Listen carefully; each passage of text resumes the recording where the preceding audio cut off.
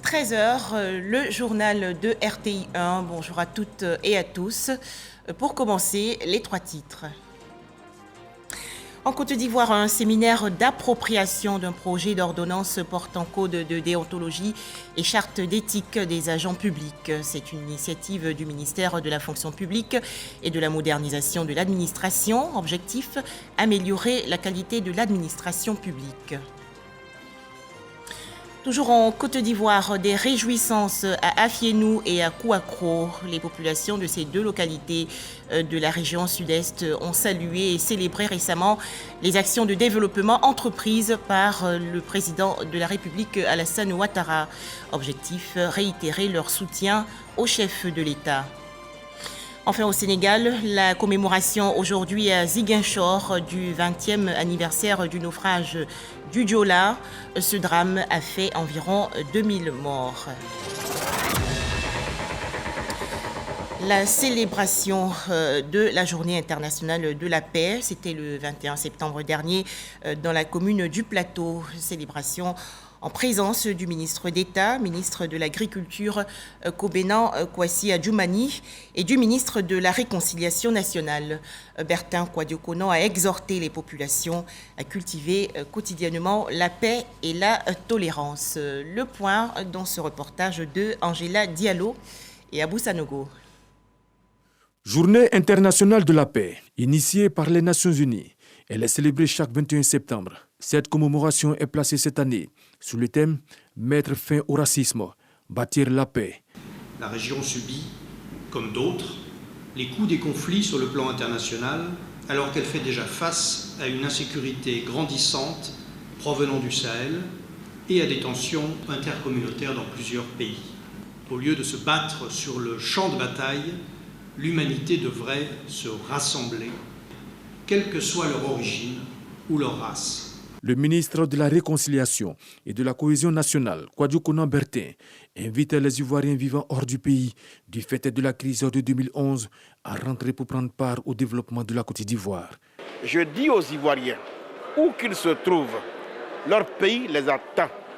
Les conditions de paix intérieure sont réunies. Et les premiers qui sont venus, sont là pour l'attester. Je les invite à regagner leur pays. Le représentant du Premier ministre, Patrick Achi, a salué les efforts entrepris par le ministre en charge de la réconciliation et de la cohésion nationale. Je voudrais particulièrement saluer Monsieur le ministre de la Réconciliation et de la cohésion nationale pour avoir su mesurer l'importance de la mission que le président de la République, son Excellence Monsieur Alassane Ouattara, a bien voulu lui confier. Il faut que les dirigeants, quels qu'ils soient, assument leurs responsabilités, condamnent tous les actes de violence et de haine. Instaurée en 1981 par l'Assemblée générale des Nations unies, cette journée est consacrée au renforcement de la paix, tant au sein des pays et des peuples. Je vous l'annonçais dans les titres, la Côte d'Ivoire veut améliorer la qualité de son administration publique. Et pour atteindre cet objectif, le ministère de la fonction publique et de la modernisation de l'administration a organisé récemment, dans le district d'Abidjan, un séminaire d'appropriation d'un projet d'ordonnance portant code de déontologie et charte d'éthique des agents publics. Les explications détaillées dans ce reportage de Grace Kando.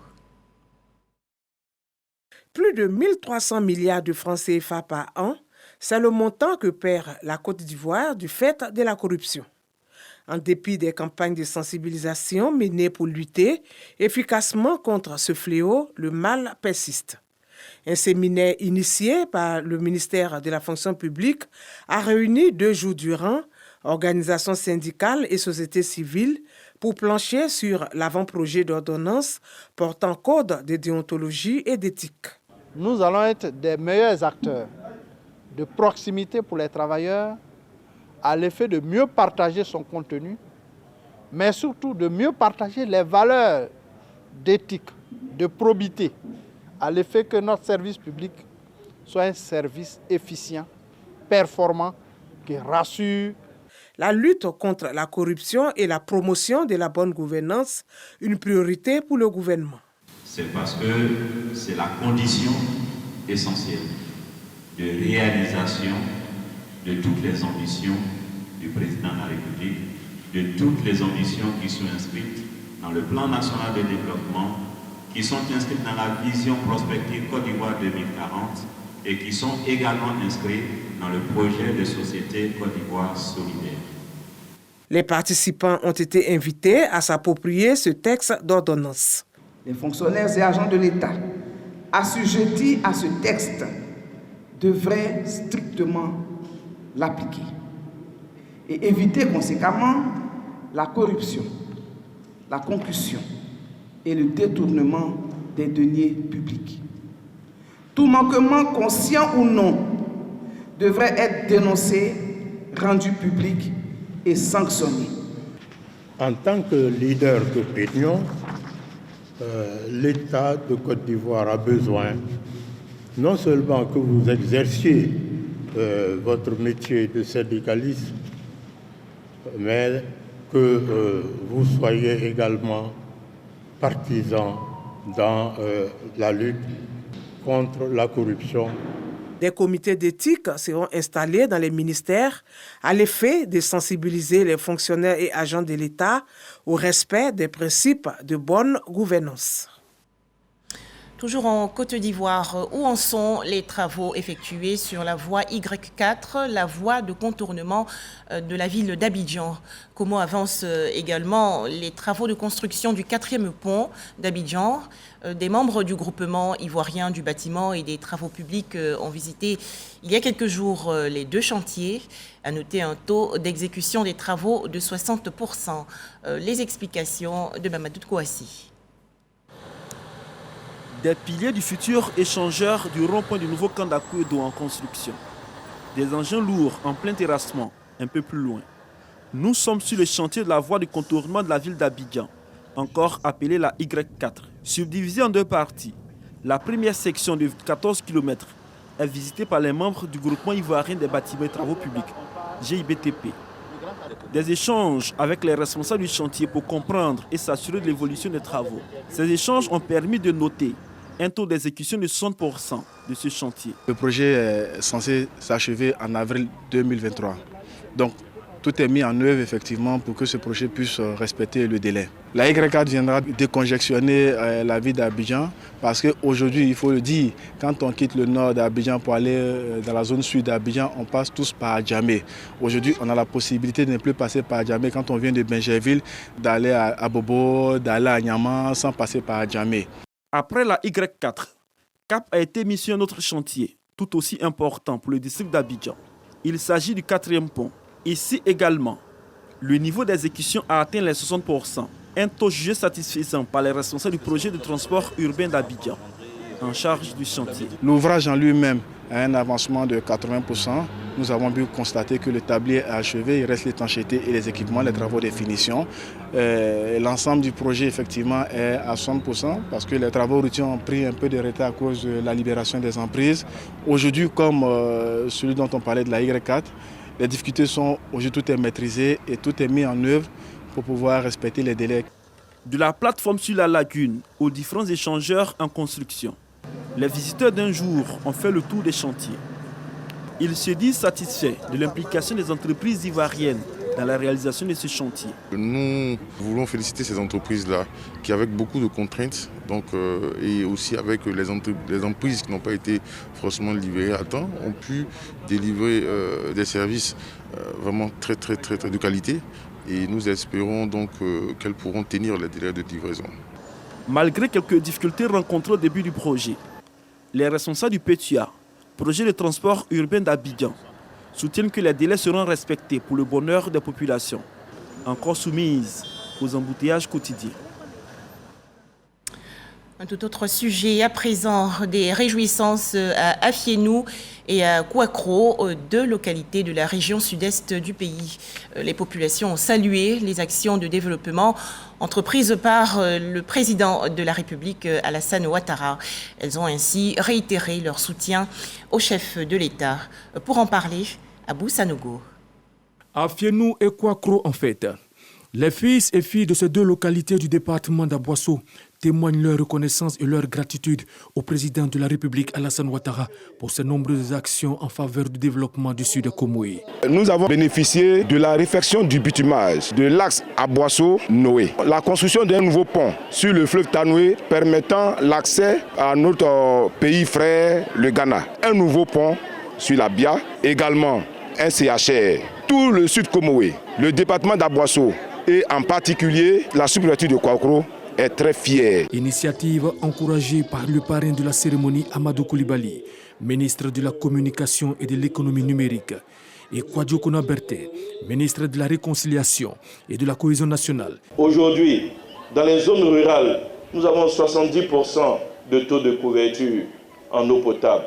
Et en zone urbaine, nous avons atteint les 80%. Des villages sont électrifiés. Oui, les routes sont bitumées, des écoles poussent. Nous avons 8 universités qui fonctionnent. Si vous enlevez l'université d'Abidjan, qui est l'œuvre du président Félix Houphouët-Boigny, toutes les autres universités sont l'œuvre d'Alassane Ouattara. C'est cet homme que vous avez décidé de célébrer. Et nous ne pouvons que nous réjouir. Pendant que nous reconnaissons que lui, il est un grand bénéficiaire, le seul service ou la seule chose qu'il attend de nous, c'est que nous l'aidions à construire la paix sur l'ensemble du territoire. Docteur Eugène Akaoli, fils et cadre de la région, s'est réjoui de l'engagement des populations du sud de Komoé aux côtés du chef de l'État. Je voudrais saluer l'ensemble des populations ici rassemblées, venues de partout, de toutes les localités du sud Komoé, pour être ici, dans la sous-préfecture de Kouakouro, fière, valeureuse et heureuse, scandant avec allégresse et enthousiasme leur reconnaissance à l'œuvre de son Excellence, Monsieur le Président Alassane Ouattara, et démontrant à ceux qui pourraient l'ignorer que cette région reste loyale et fidèle au Président de la République Alassane Ouattara. Cette cérémonie, à laquelle prenait part une forte délégation de rois et chefs traditionnels, d'autorités administratives, religieuses et politiques dont le représentant de Ibrahim Magassa, a été marquée entre autres par une série de remises de dons. Le développement également en marche dans la région centre du pays. En effet, 5 villages de la sous-préfecture de Noufou sont désormais connectés au réseau électrique national. Lors d'une cérémonie, les populations ont manifesté leur reconnaissance au président de la République, Alassane Ouattara. Les détails, Soro Corona de RTI Bouaké. Langba, Amenankro, Yassoukro, Django Kokorokoro, Abodje Sankoro. 5 villages de la sous-préfecture de Noufou, département de Dimokoro, sont tous peuplés de plus de 500 habitants. Critère pour bénéficier de la politique d'électrification villageoise lancée par le président de la République. Un outil pour le bien-être des populations. Aujourd'hui, elle brade les produits vivriers parce qu'on ne peut pas les conserver. Alors que si nous avons des chambres froides, grâce à l'électricité, on peut les conserver et vendre à des prix réels. Ces 5 villages ont été officiellement mis sous tension par les élus et cadres de la région d'Unzi. Une occasion bien trouvée pour rendre hommage au président de la République. Un hommage pour le développement apporté aux populations dans cette région en si peu de temps. Sur 206 villages reconnus par l'État, il n'y avait que 86 qui étaient électrifiés. Le taux était autour de 33%. Mais aujourd'hui, il peut dire que nous sommes à 100% parce qu'il restait 6 villages, mais les travaux ont démarré. Les élus et cadres, au nom des populations, traduisent leur gratitude au président de la République. L'autonomisation des femmes et des jeunes, sans l'électricité, c'est difficile. Même quand tu vas au salon pour te coiffer, il te faut de l'électricité. Donc vraiment, c'est une joie. La population de Langba est reconnaissante du travail remarquable que fait son Excellence le président Alassane Ouattara. Les représentants du président du Sénat, des ministres de l'économie et des finances, de l'équipement et de l'entretien routier, tout en saluant ce geste de reconnaissance, appellent les populations à la cohésion et à la paix. Le renforcement de la cohésion sociale, c'est l'un des objectifs forts. La Côte d'Ivoire solidaire, c'est ce que le président de la République veut et nous devons travailler pour que cette Côte d'Ivoire solidaire soit partout. Je suis un homme comblé, j'irai faire le compte rendu au ministre de l'économie et des finances. les mérites de nos gouvernants sont reconnus. Un père de famille, quand il s'occupe bien de ses enfants, quand il fait ce qu'il a fait pour que ses enfants se développent bien, doit être remercié. La construction d'un château d'eau à Langba pour desservir tous les villages environnants est annoncée. Les routes de la sous-préfecture de Nofou connaîtront un reprofilage nouveau à partir du mois de novembre. Dans l'actualité nationale aussi, la toute première édition du prix Touka Excellence. Les festivités se sont déroulées il y a quelques jours dans le village de Doukouya, dans la région centre-ouest. Ce prix, une initiative de l'organisation non gouvernementale Touka Dev, veut amener les populations à s'impliquer davantage dans les actions de développement. Les précisions de Dogad Dogoui et Mama Traoré. 6 villages du canton Touka étaient en compétition pour cette première édition du prix Touka Excellence, une initiative de l'ONG Touka Dev visant à favoriser l'émulation au sein des populations afin de les impliquer davantage dans le processus de développement du canton Touka. À l'issue de plusieurs mois d'évaluation, le jury désigne Goulikao, village le plus propre. Le prix de la meilleure coopérative revient à celle dénommée Foulani dans le village de Kapa. Quand on l'initiait, on s'est dit qu'ensemble, on peut réussir. C'est vraiment ça le leitmotiv. Ensemble, on peut développer notre communauté pour que l'État vienne nous trouver en route et que la marche donc, de l'émergence là soit effective. On ne fait pas l'émergence sans les concernés. Cette célébration du mérite dans le canton Touka est soutenue par le ministre d'État Kobenan Kwasi Adjoumani et la Chambre nationale d'agriculture qui offre aux lauréats des tricycles, des intrants et du matériel agricole en guise d'encouragement. Nous pouvons affirmer que les initiateurs et les organisateurs, à travers cette approche, sont en phase avec la vision 2030 du président de la République, son Excellence, M. Alassane Ouattara. Cette vision est basée sur le concept de l'Ivoirien nouveau, concept qui rime avec la recherche de l'excellence dans tous les domaines. Outre le domaine agricole, les meilleurs élèves du canton Touka ont aussi été primés, de même que les meilleurs acteurs du système de santé. Contre le coronavirus, vaccination et respect quotidien des gestes barrières.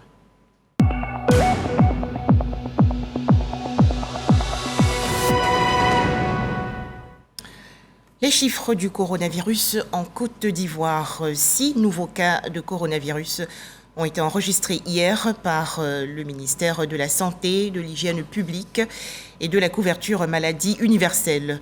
La Côte d'Ivoire dénombre donc actuellement 87 135 cas confirmés de coronavirus, 86 277 personnes guéries, 823 décès et 35 cas actifs. Rappelons que la vaccination contre le coronavirus est volontaire et gratuite en Côte d'Ivoire. Toujours au chapitre santé, cette séance de formation à l'endroit des ophtalmologues et autres professionnels de santé. Les travaux qui se sont déroulés à Yamoussoukro, dans la région centre, ont porté sur la prévention et la prise en charge efficace des traumatismes oculaires. Les explications de Kader Sogodogo de RTI Bouaké. L'œil, l'organe qui garantit la vue. De nombreuses maladies causent son dysfonctionnement. Le milieu professionnel, à lui seul, comptabilise 70% des accidents oculaires. L'Organisation internationale du travail, OIT, qui développe la sécurité, la santé et le bien-être à tous les niveaux de travail, encourage la prévention et une meilleure prise en charge. C'est tout le sens de cet atelier initié par la Caisse nationale de prévoyance sociale, CNPS, au profit des professionnels de santé en entreprise autour des traumatismes de l'œil.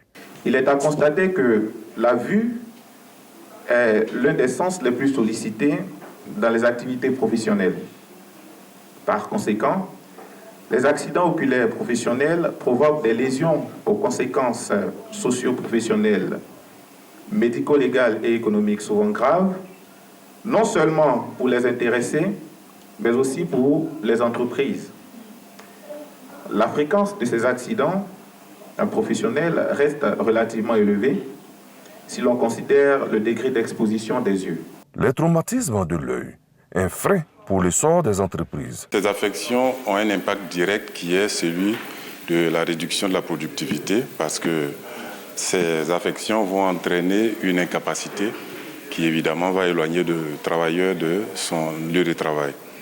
Et sur le long terme, il peut se trouver que ce travailleur ne puisse plus récupérer ses capacités initiales et cela est une perte pour lui, pour l'entreprise et pour la société. L'atelier qui se tient au pied de la basilique à Yamoussoukro va durer 3 jours. La coopération entre la Côte d'Ivoire et l'Inde se porte bien. En effet, le programme ITEC, puissant moyen d'intégration sud-sud, a été célébré il y a quelques jours. Ce programme permet aux travailleurs ivoiriens âgés de 25 à 45 ans de bénéficier de bourses pour suivre des formations en Inde et accroître ainsi leurs capacités intellectuelles. Les détails, Prunel Assoumou et Walter Amadou. ITEC est un programme indien spécialisé dans plusieurs domaines, notamment l'ingénierie, la médecine, l'agriculture. En Côte d'Ivoire, l'organisation s'investit dans le renforcement des capacités des travailleurs. Ceux-ci bénéficient de la coopération technique et économique de l'Inde. Ce programme est exécuté par le gouvernement indien dans 161 pays. Il existe depuis 1964. Une journée est dédiée à ce programme. À l'occasion de sa commémoration, l'ambassade de l'Inde a réuni les anciens du programme afin de promouvoir davantage le projet à travers un partage d'expériences. La journée high-tech a pour objectif d'aider les anciens du programme high-tech de faire la promotion des programmes de formation que high-tech met à leur disposition. Le ministre de l'Enseignement technique, de la formation professionnelle et de l'apprentissage a souligné que l'ITEC mérite le soutien du gouvernement de Côte d'Ivoire. Je suis venu ici pour faire en sorte que les informations soient largement diffusées au niveau des différents ministères, au niveau des institutions en Côte d'Ivoire, pour que de nombreux jeunes puissent aller en Inde, très souvent avec l'appui financier du gouvernement indien, pour renforcer leur connaissances, pour apprendre d'autres technologies et venir en Côte d'Ivoire pour avoir une insertion professionnelle plus aisée.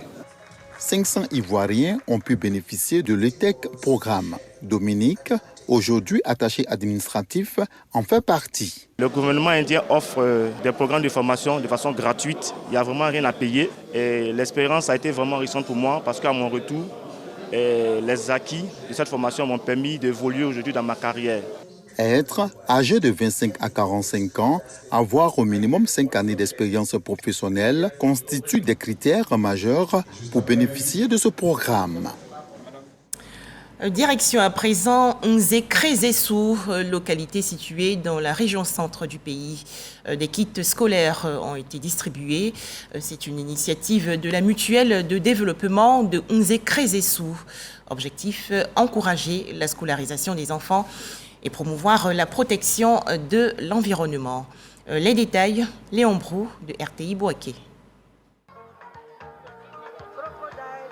Des kits scolaires remis aux écoliers de Nzé-Krésessou, les 300 premiers inscrits au titre de l'année scolaire en cours. C'est un don d'une ONG de protection de l'environnement à l'initiative de la mutuelle de développement de cette sous-préfecture située dans le département de Bokanda et son parrain. Ils entendent ainsi encourager la scolarisation des enfants, question de s'aimer à la base la graine du développement. Ces parents ont besoin de certaines connaissances pour prendre en main le destin de leurs enfants. Et ce travail, nous sommes engagés auprès de nos frères et sœurs pour le mener. Les gens n'ont pas de moyens et donc par rapport à la cherté de la vie, modestement avec les partenaires, on a décidé en tout cas d'accompagner cette rentrée scolaire pour que ce soit une réussite et qu'on puisse en tout cas préserver ce qui est là, mais aller au-delà en termes de taux de réussite. Les parents, ils ont un devoir d'encadrement. Nous leur demandons en tout cas de veiller à ce que les différents éléments qu'on leur donne, les cahiers, les livres, tout ça, ils puissent faire en sorte que ces éléments soient entretenus. Augmenter le taux de scolarisation et de réussite de Nzé-Krésessou. Cette distribution de kits scolaires pour surtout inculquer aux populations la protection de l'environnement. Le but, reconstituer et préserver le couvert forestier de cette localité pour le retour de la boucle du cacao. La cessation des feux de brousse et l'agroforesterie sont donc conseillés aux adultes quand il est enseigné aux tout petits le planting d'arbres. Un exercice à partir des papier scolaire, essentiellement des cartables et des crayons made à partir de restes ou de déchets de produits à base de bois.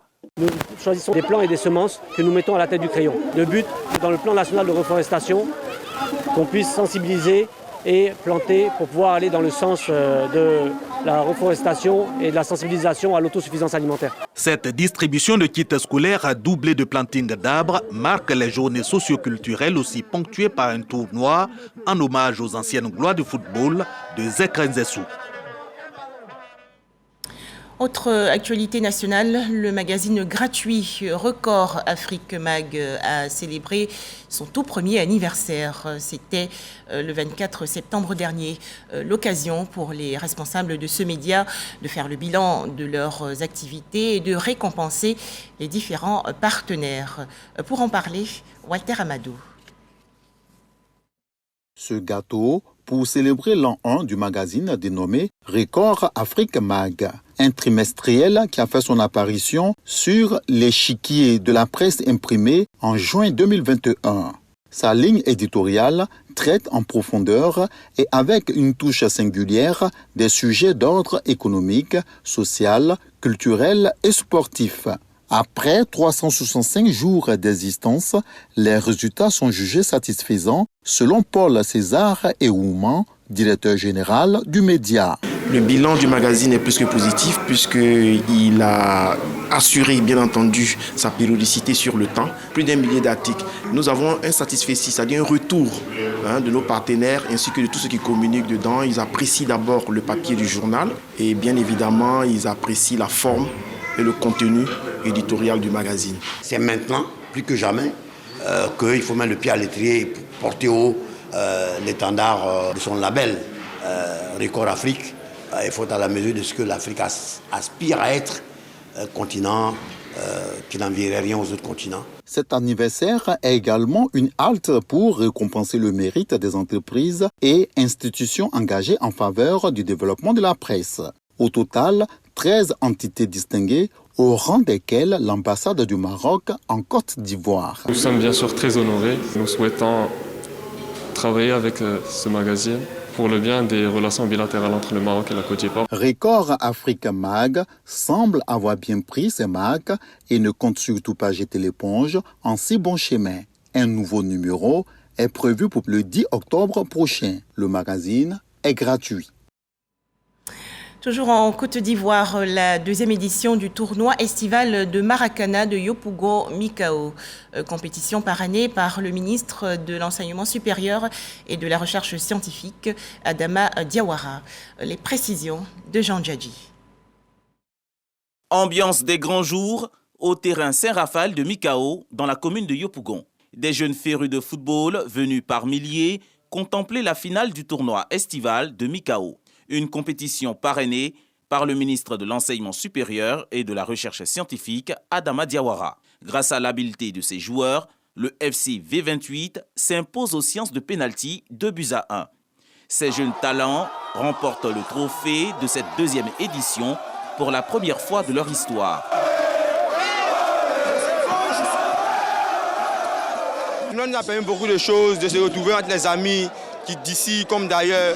Bon, nous avons passé un bon moment. J'ai ressenti la solidarité. Je suis très heureux d'avoir gagné ce tournoi. Je remercie le ministre Adama Diawara de parrainer ce tournoi et qu'il revienne encore l'année prochaine. Les 16 quartiers de Mikao ont participé et la cohésion a été prônée.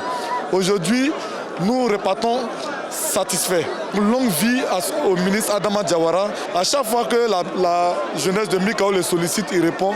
Nous lui souhaitons bon vent dans son ministère. L'émissaire du ministre Adama Diawara s'est félicité du bon déroulement de la compétition et de l'esprit de cohésion entre la jeunesse du quartier Mikao. Nous allons rendre compte du ministre que c'était une très belle finale. C'est le terrain rempli, mais dans la joie, dans la convivialité, il n'y a pas de palabres, il n'y a pas de discussion. Il faut souligner que c'est pas d'une trentaine de tournois que le ministre Adama Diawara parraine dans la commune de Yopougon chaque vacances pour les vivre ensemble comme prôné par le président de la République, son Excellence Alassane Ouattara. Les vainqueurs, gratifiés du trophée et d'une enveloppe, l'équipe finaliste dotée d'un jet de maillot et de numéraire.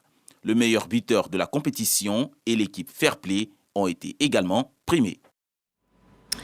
Des images pour terminer avec l'actualité hors de chez nous. Au Sénégal, la commémoration aujourd'hui à Ziguinchor, dans la région sud, du 20e anniversaire du naufrage du Joola. Le 26 septembre 2002, le Joola, un ferry qui faisait la navette entre les villes de Dakar et de Ziguinchor, sombrait au large des côtes gambiennes. Bilan, environ 2000 morts. Voilà, merci de nous avoir suivis. Je vous retrouve demain mardi, toujours sur RTI 1 et avec beaucoup de plaisir.